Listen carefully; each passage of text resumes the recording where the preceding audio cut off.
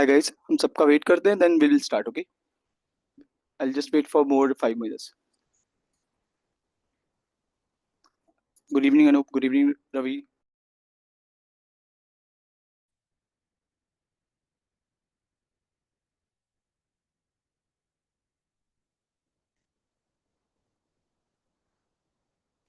Okay, so I'll quickly give you guys the brief of what we did till yesterday's session, and then we'll proceed ahead with today's one. Okay.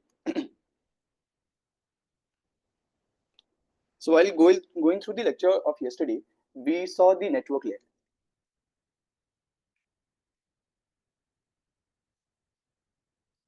And I told everyone that guys, network layer has a one individual protocol that operates in two different versions, which is Internet Protocol, identified as IP version 4 and IP version 6.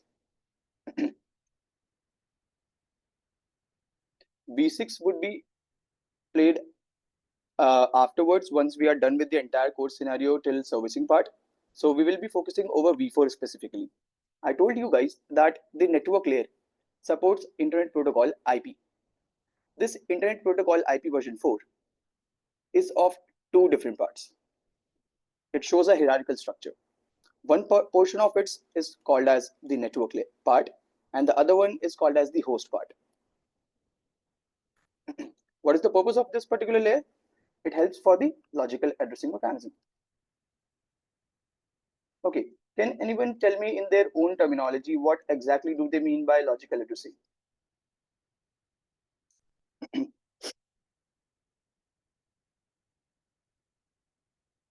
Anyone? Feel free to answer. What do you guys mean by logical addressing? So this is not actually real address. This is Okay, this is not the real address. Then what kind of address this is? A logical address. Okay, this is not a physically associated address, a logical or a temporary address which would be associated to the host devices so that their location within the network can be identified. Okay, now network and host, these are the two portions of this IPv4 address which are determined by an entity which is called as the subnet mask. Now look at the cool part of IPv4 and subnet mask.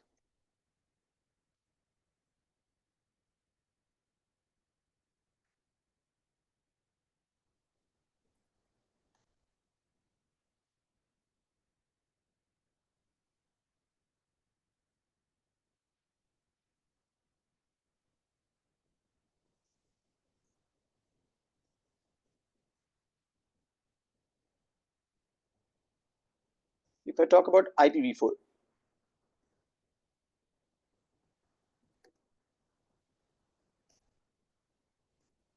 it is of 32 bits. That's completely fine. We already know that. Similarly, the subnet mask is also comprising of 32 bits only.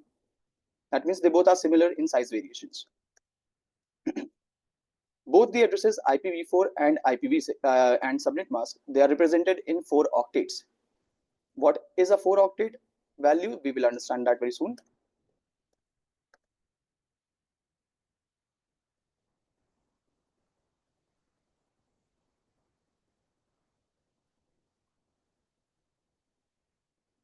The notation that we refer to mention or write these particular addresses is the decimal number system.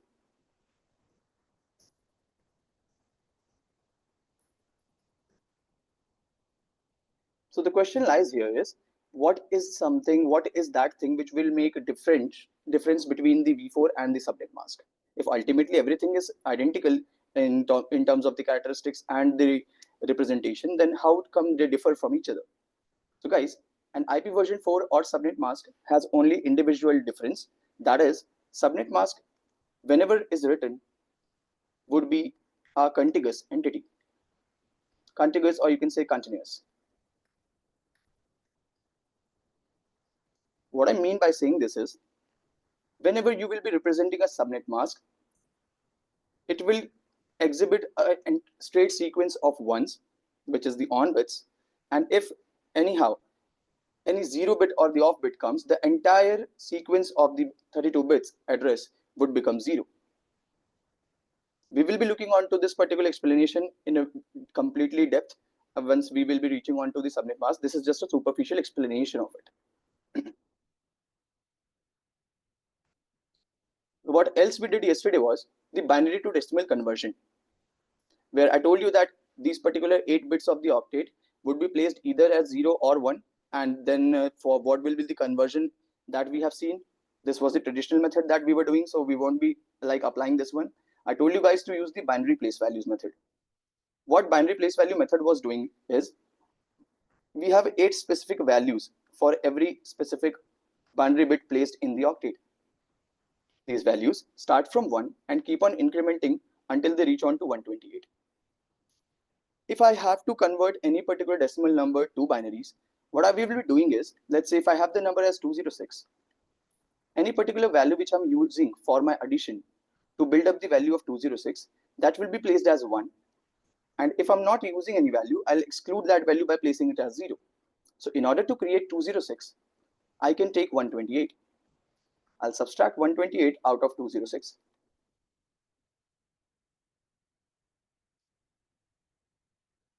I need 74 more values to be created.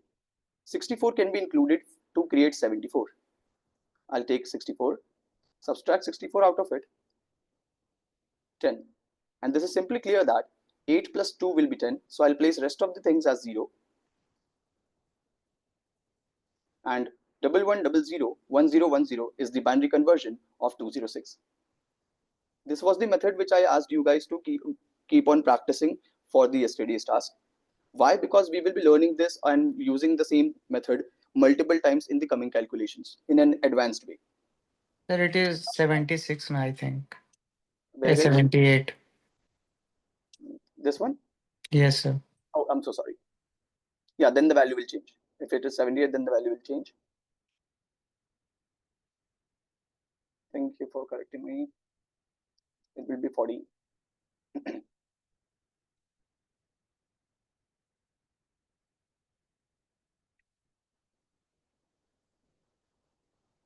Eight and 14. Sir, 842. Okay, that was my mistake. Thank you. So now, guys, we have to identify again the V4's octet. What would be the least or the highest value that an octet can give us in decimal numbers? So in order to identify that, what we can do is we can place all of these bits as 0 to identify the least value that an octet would give us. And once we place all these bits as 1, we can see what is the maximum value that this octet would give us, least or the last value. And as we know the binary to decimal conversion, placing all the binary bits as 0 will get 0 in decimals. Placing all of them as 1, 128 plus 64 is 192.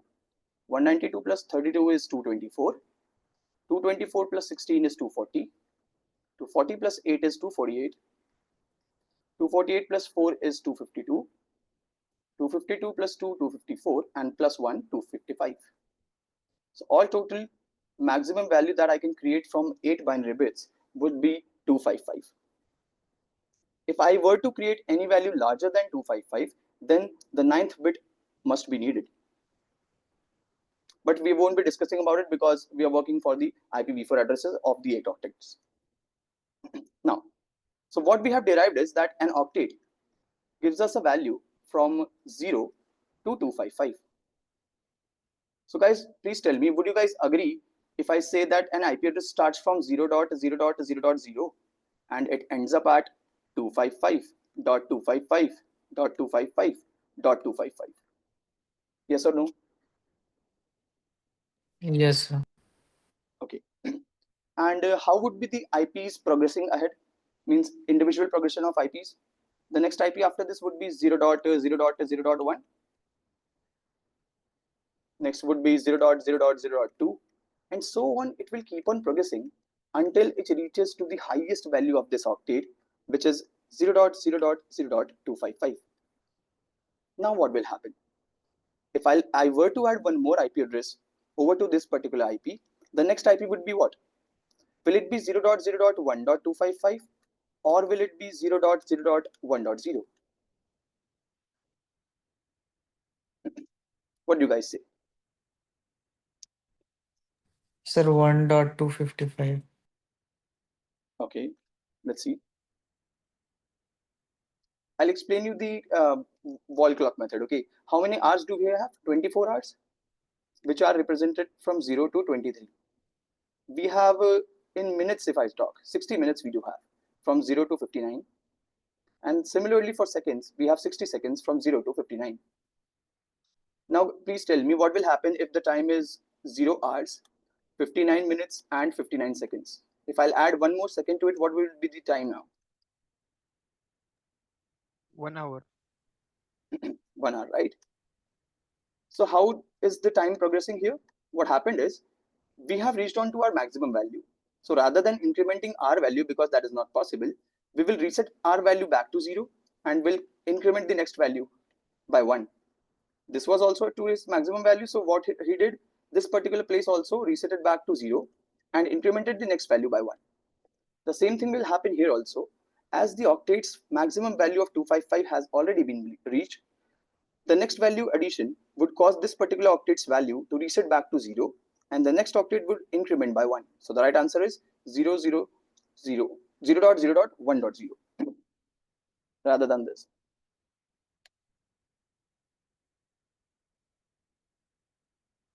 I hope this was clear.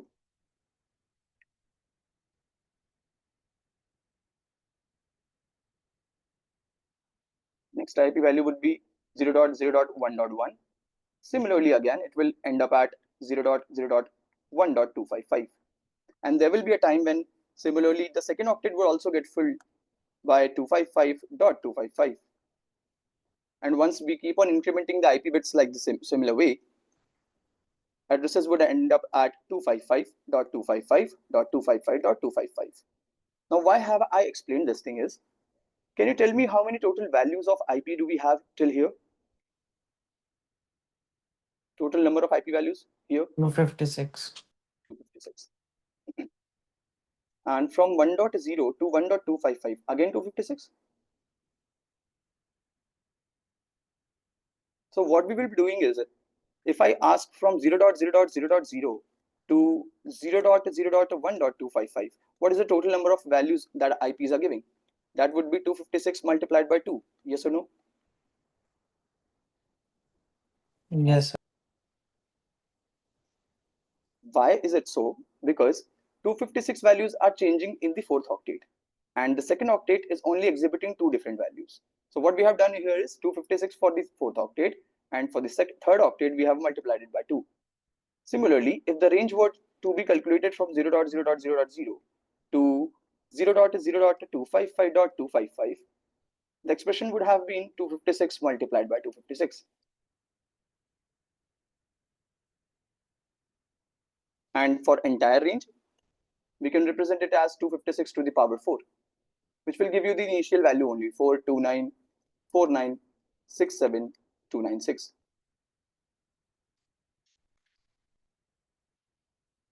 Now, one cool thing we have to see here. Why did we migrated from V4 to V6? I've recently shown you that the IPv4 addresses entire values are 4 billion something, right? 4 billion 29 million.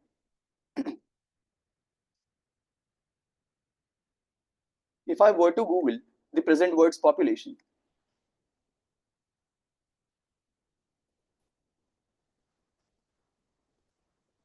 it would be 8.2 billion something. This is 8 billion of 2022. We'll look for 2025. It is 8.2 billion. You can see here the entire world's population. 8.2 billion. We know that any particular human, if he wants to access internet, he must have an IP address along with him, which means that the present available range of IPv4 addresses that has been derived, if I keep on assigning one IP address to a single human, very soon my IP addresses would be depleted. And this was the first reason why we have developed IPv6. The reason was scarcity of IPv4 addresses. What happened for the solution here was we tried to figure out some different mechanisms rather than implementing a new version. Before v6 was developed, there were few things that we have developed to utilize these particular lesser amount of ranges for a higher case uses. An entity came into the action which is called as INA.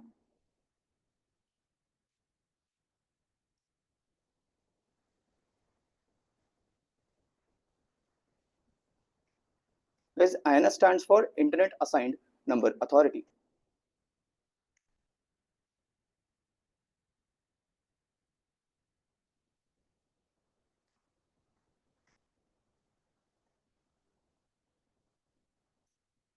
And this particular organization is responsible for all kind of assignments of query, DNS names, IP addresses, autonomous system numbers, port number assignments, any such reservation that has to be required.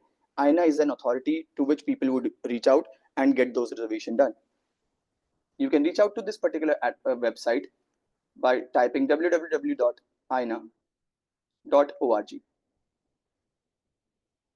Let's look onto that too.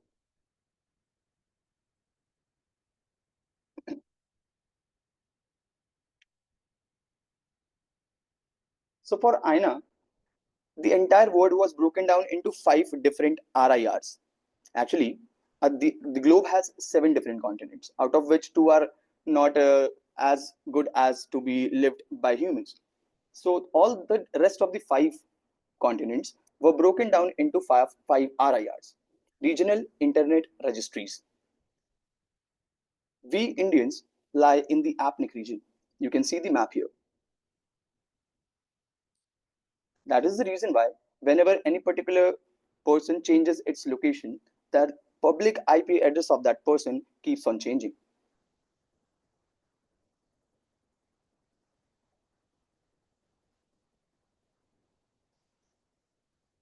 So what is the purpose of INA? See here, both the addresses, whether it is v4 or v6, they would be generally assigned in a hierarchical manner.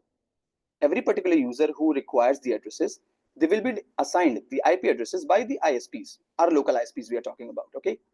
But these ISPs obtain these IP addresses from the local internet registries. There would be the local internet registries at the lower level. Then country-wise, there are international national internet registries. And all these particular registries gain or seek their addressing allocation from the regional internet registries. So this is the hierarchy through which the addresses are being assigned. You can also see for every individual assignment, you can just click on for v6 also. V6 assignments are also done the same way. So whenever you are free, you can easily navigate to this particular web page, ina.org.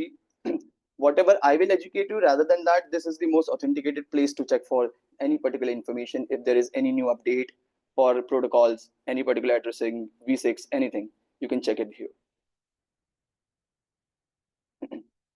So what INA did was, our entire range from 0.0.0.0 to 255.255.255.255, they bifurcated these particular ranges into 5 different classes for specific use cases. And those classes were named as A, B, C, D, and E. I'm pretty sure that every one of you must be able to recall the ranges of these particular classes, right? First class, class A, starts from 0 and ends up at 127. Class B range starts from 128 and ends up at 191. Class C, it starts from 192 and ends up at 239. Class D starts from, okay, sorry, Sir, this I is think wrong. 223. 223. Class D starts from 224, ends up at 239. And class E starts from 240, ends up at 255. By this expression, what we can understand is, if I'm writing an IP as 10.0.0.0, it is pretty clear that this is a class A address. Now please tell me what class address is this?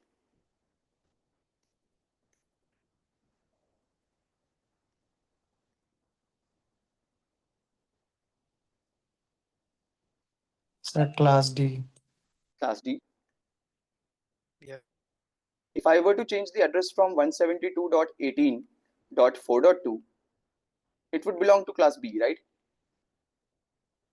So from here onwards, we will be deriving one definition for the identification of the classes. Ultimately, what happens is, in order to identify the classes of addresses, we only look onto the first octet of it.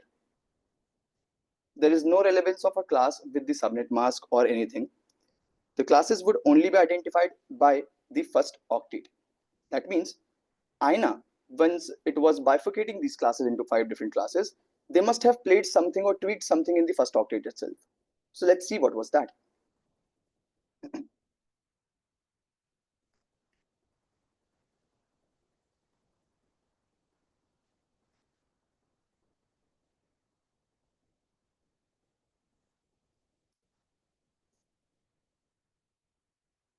For class A, what INA did was it placed all the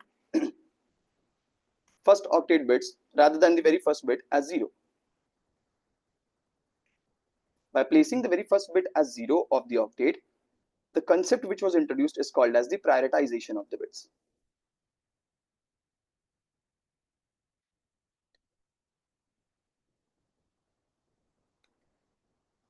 What does it mean by prioritizing the bits? Any bit which has been prioritized, it won't change, it remains constant. So in order to figure out the range of class A, what we will be doing is, as first bit is placed as 0, it cannot be changed, that means it will be freezed. Rest all the bits can change. So for once, I'll place all these 7 bits as 0 to find out the least range of class A. And the second time, I'll place all these particular 7 bits as 1 to find out the largest range of class A. Upon calculation, it will be from 0 to 127. Similarly, for class B,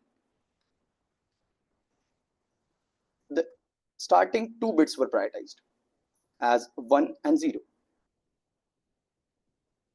Rest can be anything. For class C,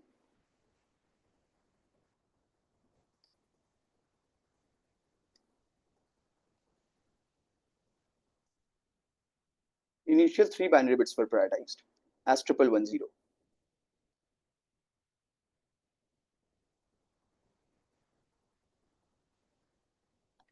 If we go for class D, it was the initial 4 binary bits.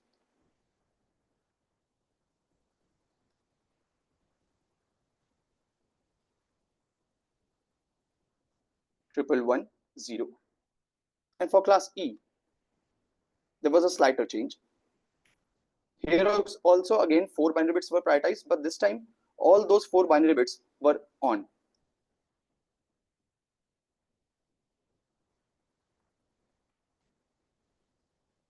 So this way, if we figure out the ranges of the addresses, the entire range of the addresses would be 0.0.0.0 to 127.255.255.255.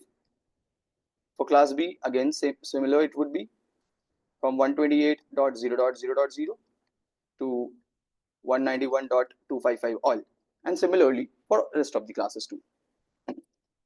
Now, after bifurcating the classes, just like if you were to ask something from me and if I nodded the head upside down, that means I'm affirming a yes to you. And if I'm waving my head from left to right, that means I'm neglecting your order. So we humans have somehow secured some specific sign languages for our communication. Similarly, in IP addressing mechanisms also, there are some addresses which have been reserved for specific cases. We are talking about the reserved addresses.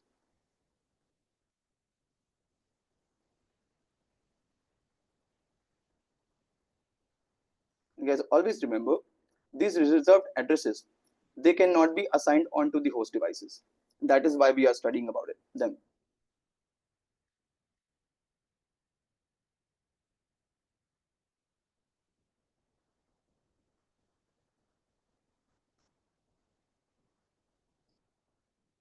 Within class A, we have two specific reserved address ranges. First is the entire range of 0.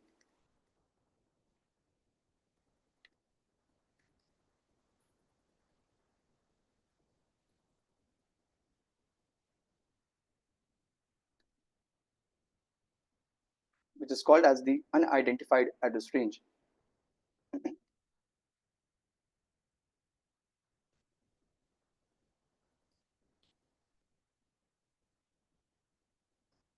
So whenever any particular host device do not associate or does not have an address with itself, they might be using this particular address. One such example would be the case of DHCP. Whenever my host devices get into the network to identify or find out the DHCP server so that they can get an IP address from that server, we know if we are following the OSI model or the TCP IP model, skipping of the layers within the layers is not possible. That means you have to go through every individual layer. Now, what will this particular host device associate as its source IP initially when it does not have an IP? So for such cases, unidentified address range is used. That means the host will go from 0.0.0.0 to be its source IP for the initial communication with the server. Similarly, we will see these particular ranges addresses in the forthcoming sessions for different purposes too. Other than unidentified address, within class A, there is one more address range, 127.0.0.0 entire range.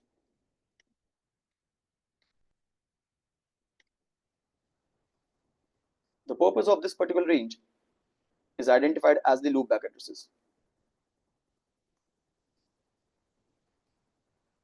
Whenever you want to check whether your own IP stack informations are assigned or configured correctly or not, you can simply check by pinging onto this particular address range. Now, one question rises that Akash, why does this entire range has been reserved? Why couldn't it have been the individual address? So in the initial days when this particular ranges bifurcation or the reservation was being done, the concepts like CIDR, classless interdomain routing, or subnetting kind of concepts were not developed.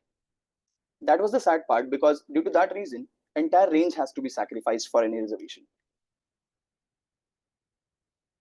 Other than class A, we have again class D. The entire range from 240.0.0.0 to sorry 224 to 239.255 all.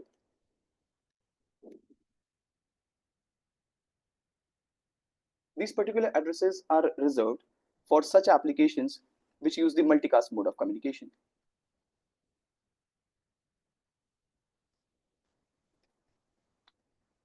In our CCNA curriculum too, we will be looking on to some protocols like OSPF, EIGRP, who have their source IP address associated from this particular range only. It has been predefined. So what exactly is multicast? We all know whenever the modes of communications are discussed, there could be three different modes of communication.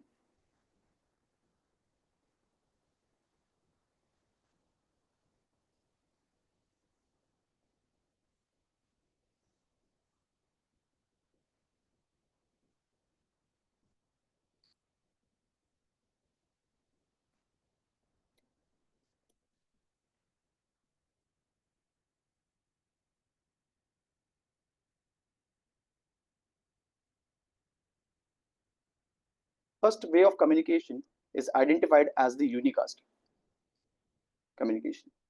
Unicast means whenever you are communicating one to one, that means from one individual device to another individual device communication, if it is being done, that is called as a unicast communication.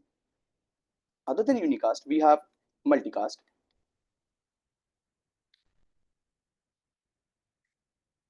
and broadcast.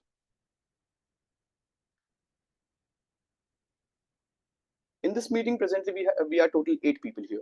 So let's say if I'm only communicating specifically to 3 of you, that means to a specific group, and rest of you guys cannot hear to me, that would be called as the multicast communication. If I were to communicate to each one of you, just like presently I'm doing, that kind of communication is called as one to all communication, the broadcast communication. So class D, there is an entire scenario or entire vast space where multicast applications, multicast protocols are being taught and experimented. Right? Multicast is a huge subject. So class D range has been predefined and reserved for these particular applications only who will be operating the multicast mode of communication. Other than class D, we all know about class E also, which is reserved for research and development sectors.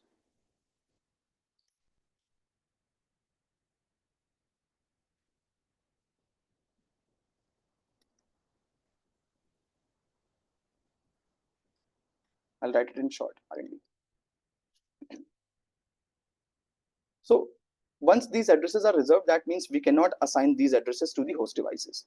Let's see what will happen if I were to assign these addresses to a host device.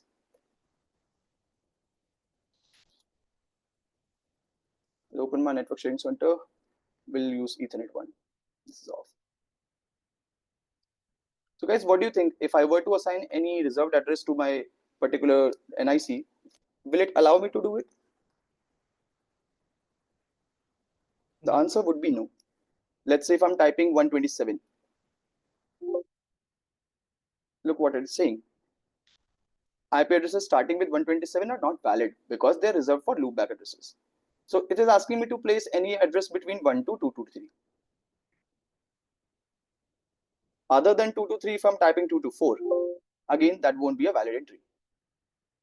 So any range between 1 to 223 could be associated for the addresses within your host devices. Which concludes us to one point that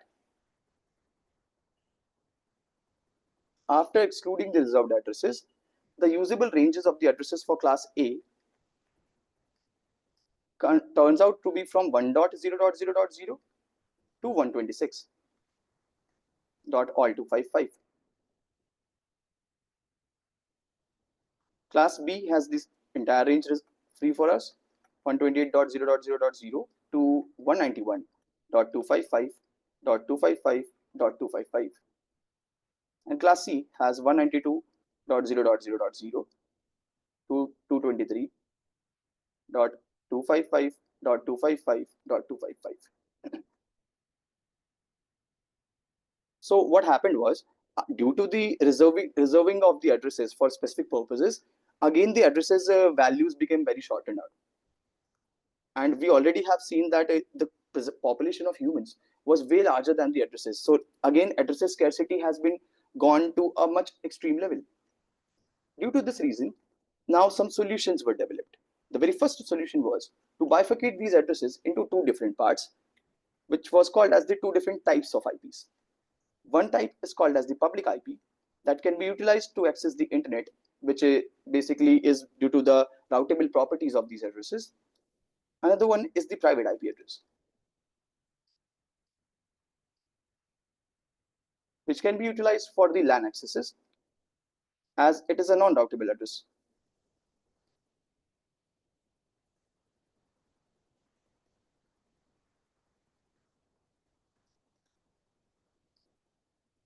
Public IPs, they are called as the routable IPs.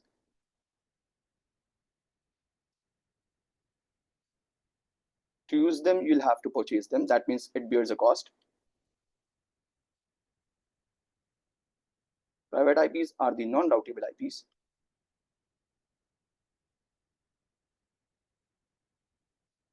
Their utilization won't cost you any price. It is completely free of cost.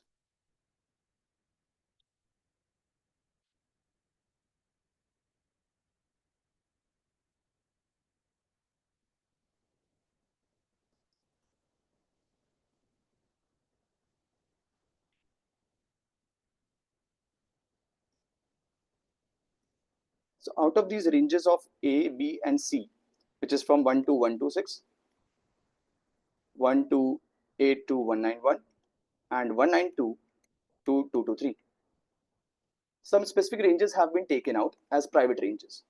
Out of class A, the entire tens range is the private IP address range of class A. For class B, the range starts from 172.16.0.0 and ends up at 172.31.255.255.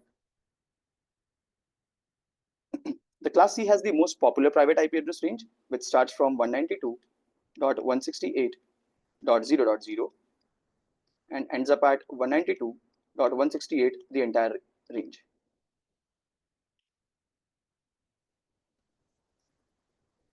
guys, what happens is, let's say if we talk about our scenarios, the user cases. For user cases, generally what happens in a network, there are multiple users, correct? So it would be very senseless in order to like purchase individual IP addresses for every user. Let's say if in a network I have 10,000 users. So spending money on 10,000 IP addresses for my users is not a smarter way of implementing the network. So what is done in such express cases? These 10,000 users would be implemented or allotted with the private IP addresses. And then there is a concept, network address translation, that we will see in the fourth module of our studies. This particular protocol converts your private IPs into the public IPs. So if I were to see my private IP presently, I can use ipconfig /all. Using my Wi-Fi adapter I'm connected, this is 192.168.5.217. But if I'll go on a browser and check for my public address, that would be a different one.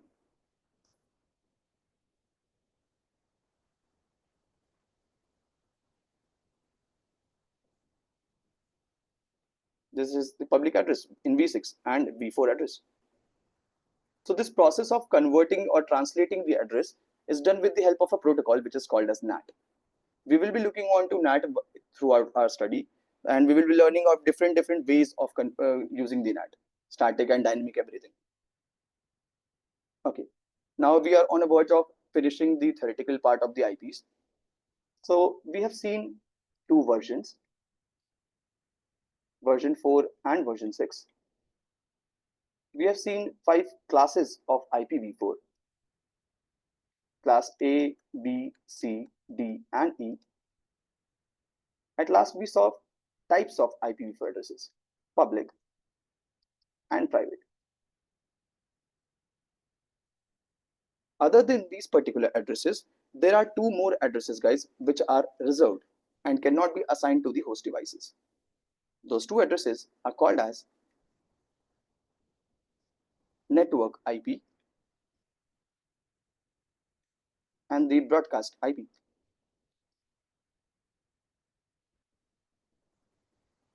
Why they are reserved for? Network IP is reserved to identify the IP family.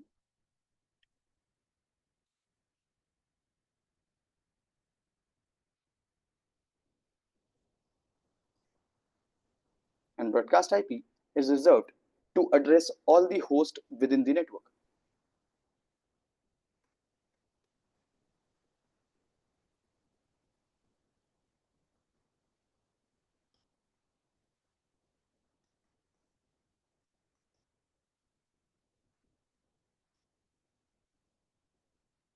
So how can we humans identify which is the network IP and what is the broadcast IP?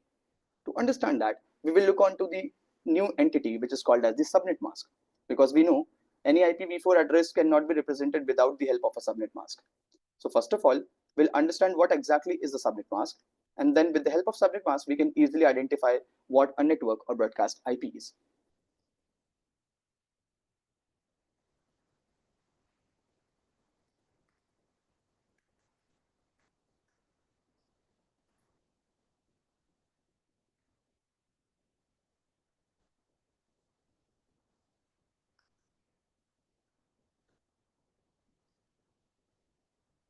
Subnet mask basically helps to identify the network and host portion of V4 address. That is the only thing that we need to remember about subnet mask.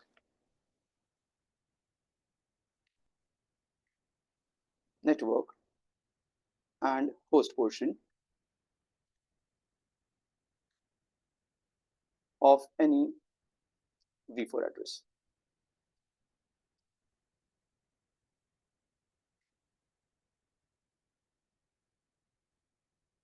To do so, on bits of the subnet mask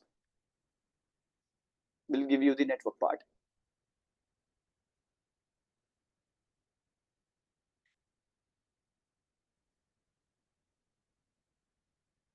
And off bits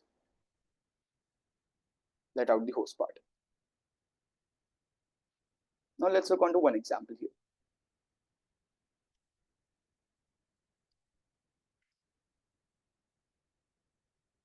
I have an IP of 192.168 192.168.0.4, to which the subnet mask is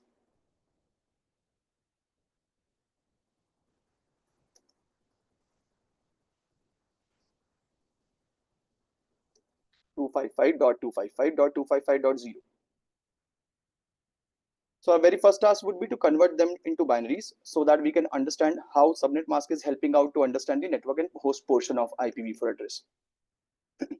So the conversion of binary for 192 would be 1011 rest all 0 dot 168 would be 10101000, all 0 would be 1 2 3 4 5 6 7 8. For 4 it would be 128 64 32 16 8 4 2 1. So this is the binary conversion of 192.168.0.4. Binary conversion of the subnet mask would be 1 2 3 4 5 6 7 8.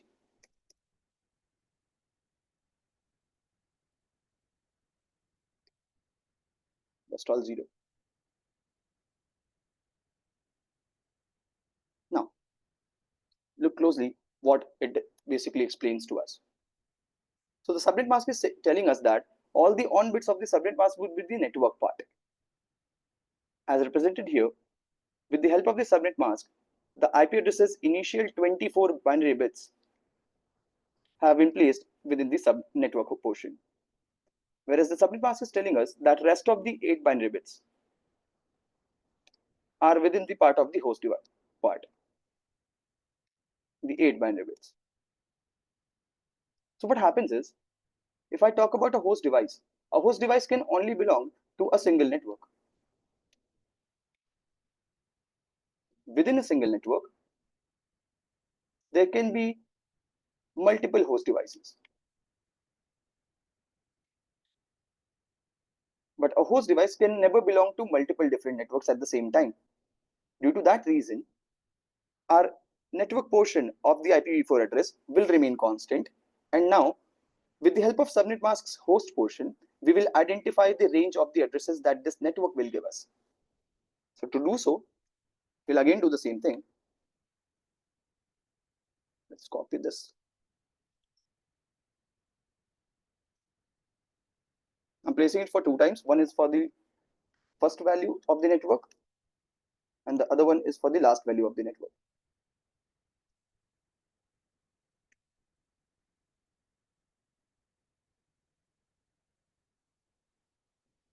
As subnet mask is stating that all these 8 bits are the host portion, so I'll place one time all these 8 bits as 0, and another time this would be 1, which converts in binaries to decimal as 192.168.0.0, and this converts to 192.168.0.255, which means that my address is starting from 0.0 and is ending up at 0.255. This is the length of my address.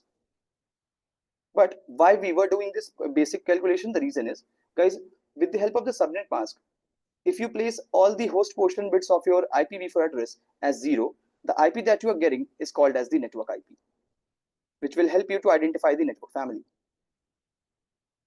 And within the same representation, if you place all the host bit as 1, you'll get the IP which is called as the broadcast IP, which upon if any message is sent to this particular broadcast IP, the entire host sequence would be able to receive the addresses or the messages. So I hope this was clear what a network IP and broadcast IP is. Yes, sir. In the most simpler terminology, the very first address of any network would be called as the network IP. And the very last address of any network would be called as the broadcast IP.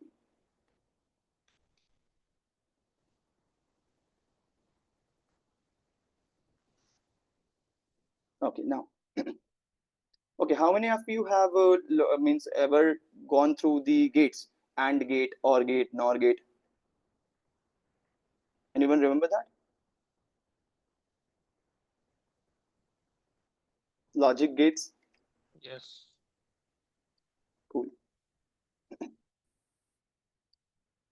If I have a host device PC1 and I'm connecting it to PC2,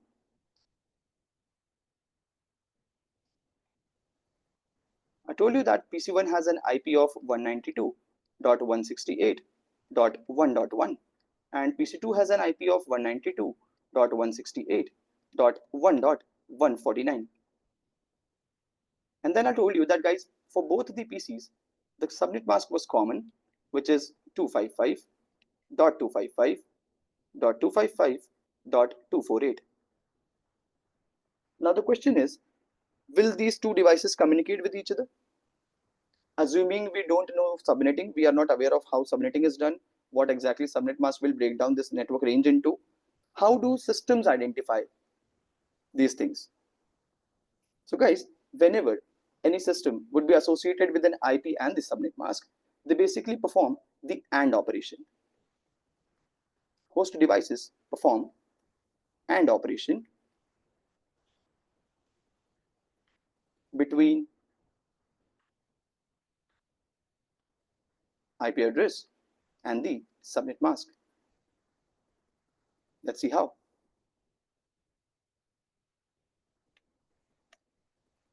So my IP address was 192.168.0.1.1 and my subnet mask is 255.255.255.248.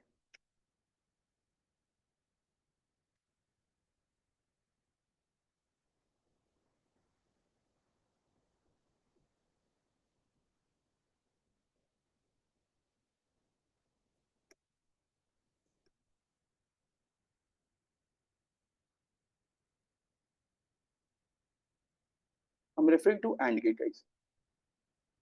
AND gate in physics was taught by placing two batteries in a serial manner, like this.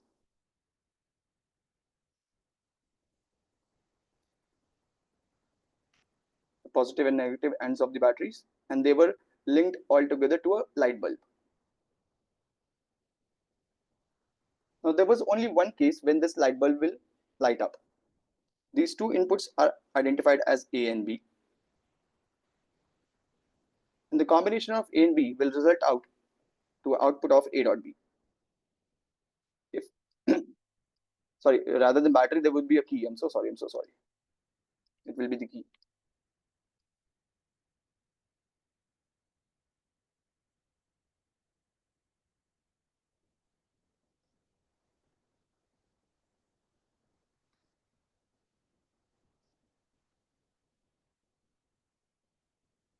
And then there will be the battery.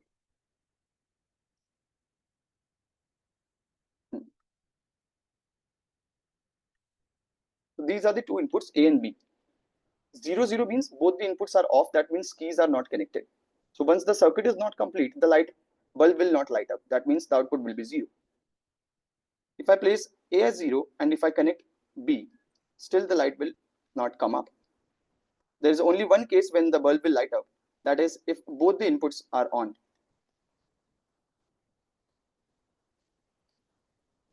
By connecting both the keys, then only the circuit will get completed and the bulb will light up. The same method is applied over to the IP address and the subnet mask for the host devices to identify the network IP. So what do the devices do basically? If I have assigned an IP and the subnet mask to the host device and I have connected it to PC2, first of all, it will perform AND operation between IP and subnet mask. The resultant would be the network IP. Similarly, this host device will also perform the AND operation between IP and subnet. It will also achieve a network IP. If the network IP of these two devices are identical, then only these two devices will communicate, or else they will not. Let's see how that is done also.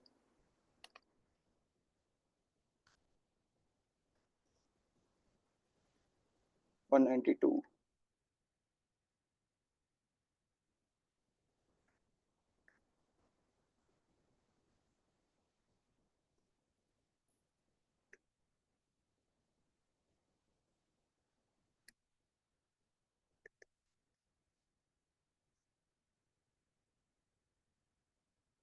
Two 48, 1, 2, 3, 4, 5, 1, 2, 1, 2, 3. So here's the binary conversion of both IP and subnet mask. Now, If I'll perform the AND operations, so look closely, guys.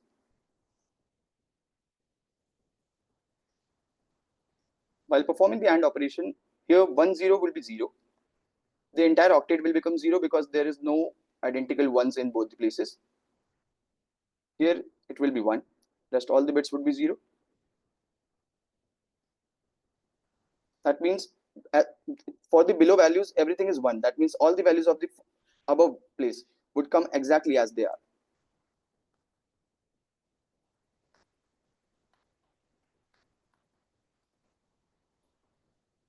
This is the resultant of the AND operation between the IP address and subnet mask bits.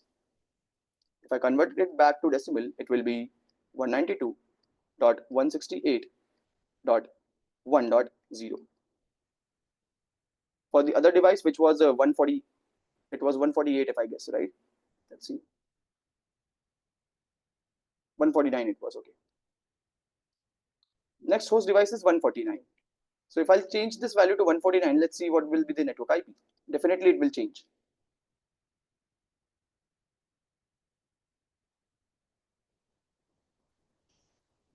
One 28 0.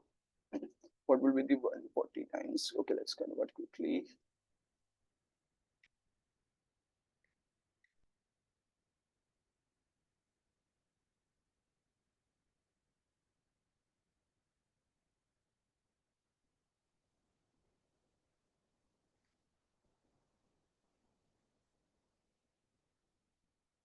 One double 0 1 0 1 0 1.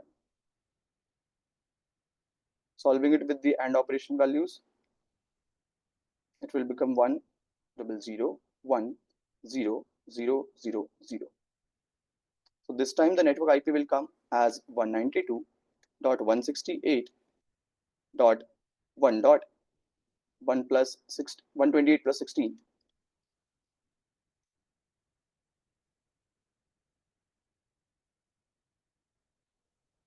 This is 144. So we can see that both the host devices, host number 1 and host number 2, they're exhibiting two different network IPs. That means if they are connected with a LAN cable altogether directly, they won't be able to communicate because they belong to different network. And this is how the host devices identify the devices within the different networks. So I hope this was clear to you guys. I took some long time to explain this basic thing. I hope you guys understood this.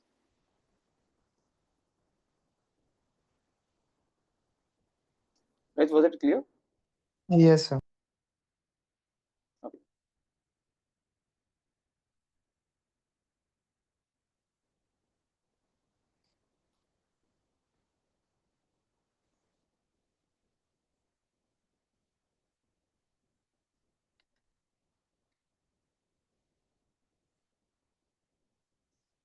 Let's go into the notes once. I hope we have covered everything from the network here, but let's cross check once.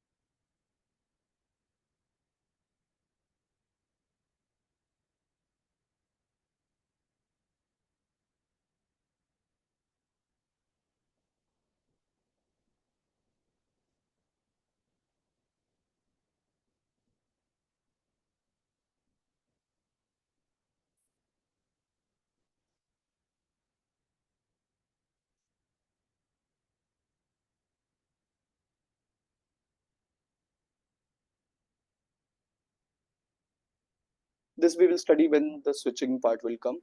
I'm checking for the IP. Control F.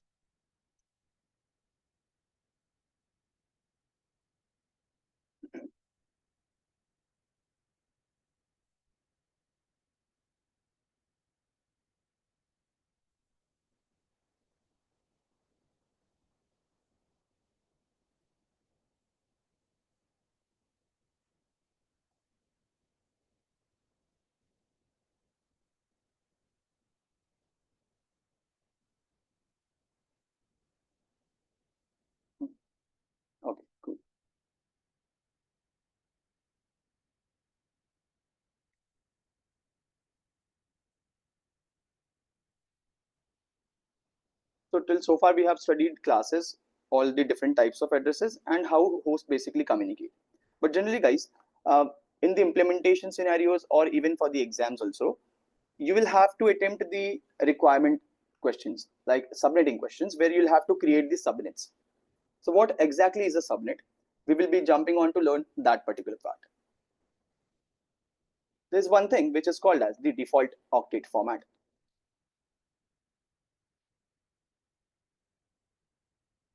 Default octet format states that if you usually type any specific class A address range and you don't assign any subnet mask to it, by default the subnet mask would be having the first octet as its network portion, and rest all the three octets would be the host portion for it by default. This is called as the default octet format for classes. For class B, the initial two octets would be the network part and rest two octets would be the host portion.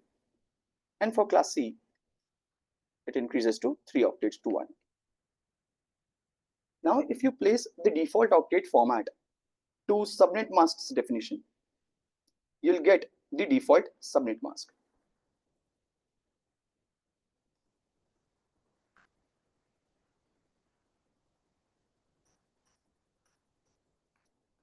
Subnet mask was representing network bits by on bits and host bits by off bits. Here, first octet is the network portion. That means the subnet mask default for class A would be 255.0.0.0. For class B, it will be 255.255.0.0. And for class C, 255.255.255.0. And whenever any administrator or network expert manually intervenes or changes the default subnet mask of any IP address, that is what is called as subnetting at the very lower level. We'll see to that now. I'm assuming that I have an address of 10.0.0.0 along with its default subnet mask of 255.0.0.0. This IP address along with the subnet mask would start from 10.0.0.0 and would extend up to an address of 10.all255 in the 3 octets. So for my understanding, I'm considering this as network number 1. And if the subnet mask was consistent throughout the network, the next network that will start would be from 11.0.0.0. And this will also end up at 11.all255.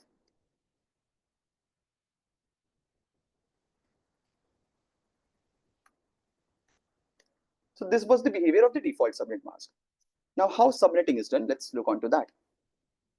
If I increment one more network bit to this subnet mask, 255.0.0.0,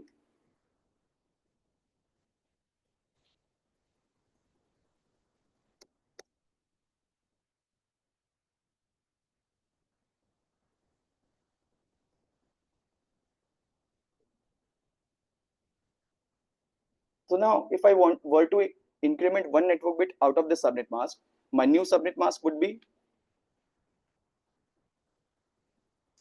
255.128.0.0, and binary conversion would be 1, 2, 3, 4, 5, 6, 7, 8.1. Rest all 0.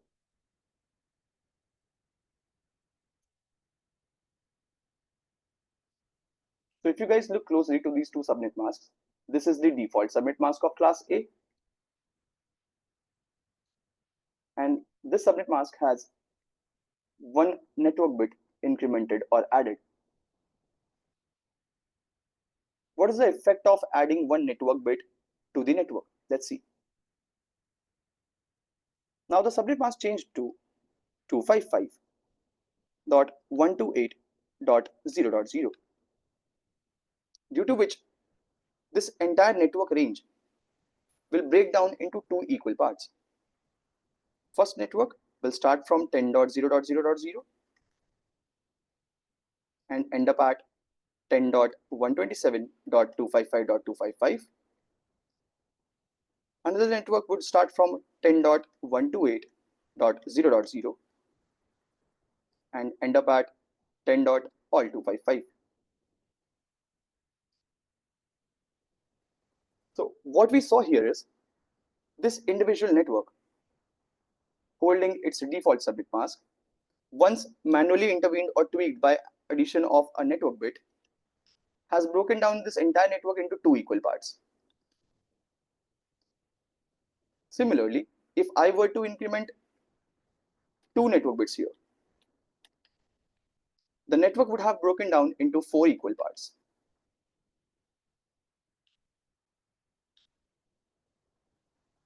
They could have been from 10.0.0.0 to 10.63.255.255.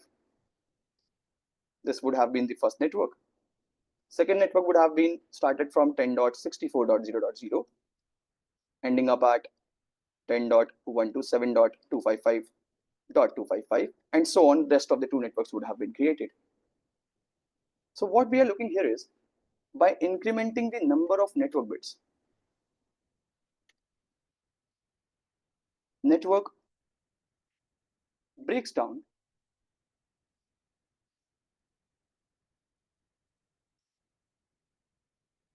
into halves. But exactly what is the calculation? You are increasing the number of network bits. That means n is equals to the power of the values. Let's say I have incremented 3 network bits. The formula to calculate the number of subnets would be 2 raised to power n. Similarly, here I have incremented 1 network bit, network broken down into 2 parts. I incremented 2 network bits, network broken down into 4 different parts. 2 raised to power n, where n is the incremented network bits.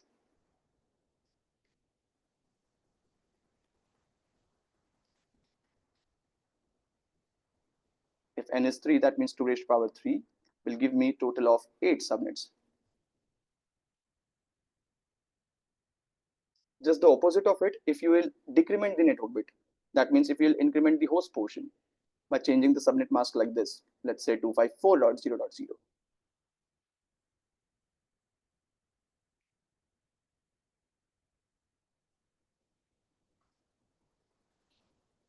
The use of this subnet mask will result to club both these addresses into a single network, and your network would have started from 10.0.0.0 to end up at 11.255.255.255.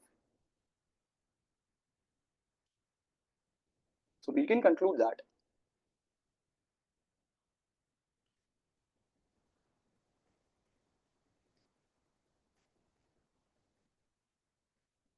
by adding network bits to default subnet mask,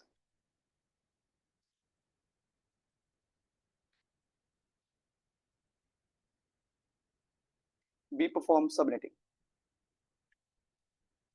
which breaks down the network into smaller parts.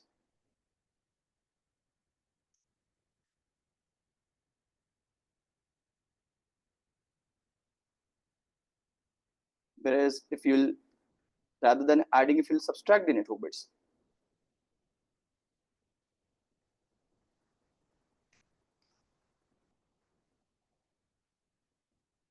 to default subnet mask, you'll perform a process which is called as supernetting.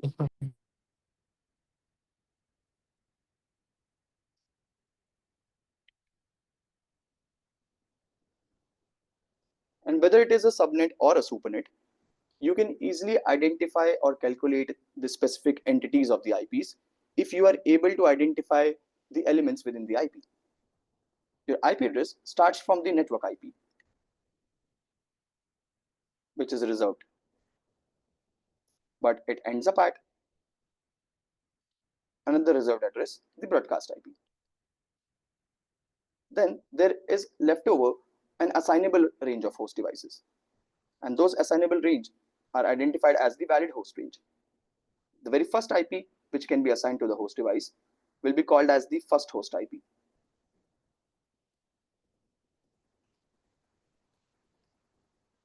And an IP right before the broadcast IP would be called as the last host IP, the last assignable IP address to the host device.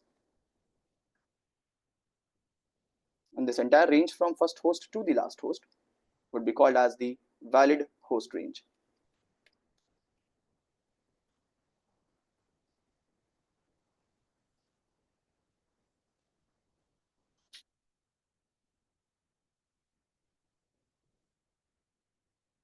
In a similar way, another network would be there.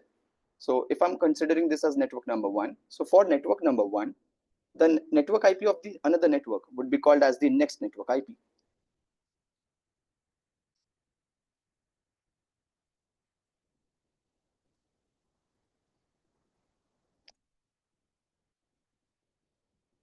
So guys, as per what I have researched and identified within the exams as well as in the study pattern, there are total 8 specific values that would be asked either in combination or individually within any subnetting scenario. Those 8 values are: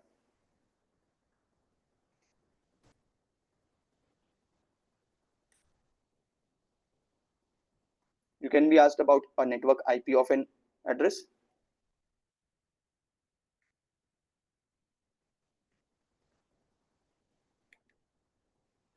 the first host can be asked.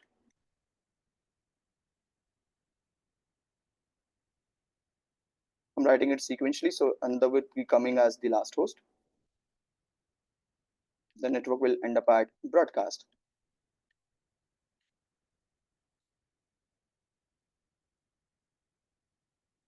We will include next network IP for the better and faster calculation.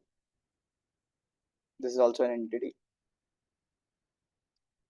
We have not gone through the CIDR values, but yes, the sixth thing that can be asked would be any subnet mask converted to CIDR or a vice versa conversion from CIDR to subnet mask. We'll look onto that too very soon. Other than this, total IPs within the subnet,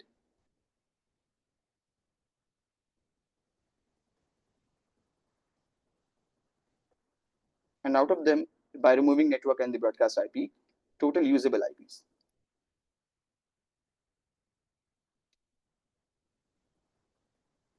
These are the 8 values that any subnetting question or any scenario based subnetting networking question would be asking you about to find out. And don't worry, we are going to learn from tomorrow or from like Tuesday onwards. We would be learning a method that will tell you to like evaluate all these 8 values within 2 to 3 seconds. That is my guarantee. We'll be speeding up our calculations that way. All of you would be able to like calculate every particular calculation within 2 to 3 seconds just by looking onto the question. And if you guys remember, for this we will be using a cheat sheet, and that cheat sheet involves the very first row of that binary place values only, which is 128, 64, 32, 16, 8, 4, 2, 1. Here we call it as the block size.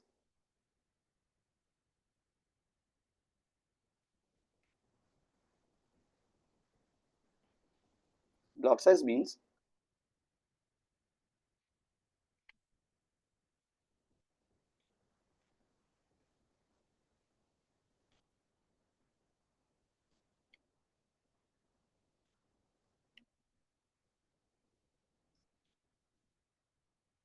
this block size would represent any specific octet, either first, second, third, or fourth. So whatever octet it will be representing it will represent how many number of times the addresses or the IP values or the octet values have been changed. That is what the block size represents. Now, to identify the second row, what you guys will do is subtract every first row value by 256.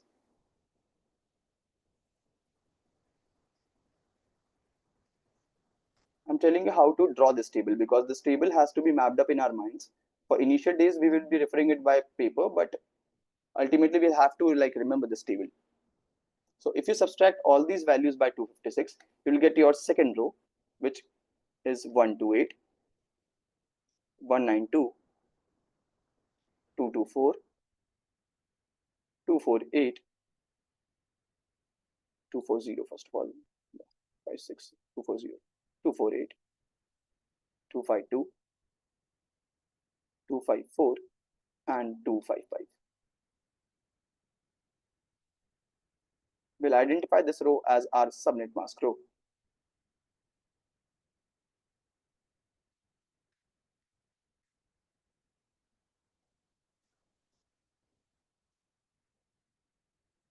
And once we are connecting back on Tuesday, we will be learning to solve the questions of subnetting for only those values who are changing the subnet mask at the fourth octet. So for that, we will be operating over to the fourth octet. What exactly the fourth octet values will include in the table, that we will see on Tuesday. So this is something which I have only told you half of the portion, not complete. So even if you guys don't get it, it's fine.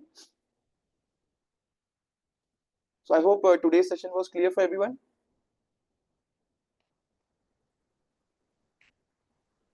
Yes, sir. Okay. So now we are done with most of the theoretical and the boring portions. Now those interactive questions like solving the questions, performing the labs, those things will be starting from Tuesday. So I hope you all are ready for it, right? Yes, sir. We are ready. Okay, guys. Okay, guys. So you'll be having an off on Monday too, and we'll catch up back again on Tuesday at the same time. So any question out of today's session?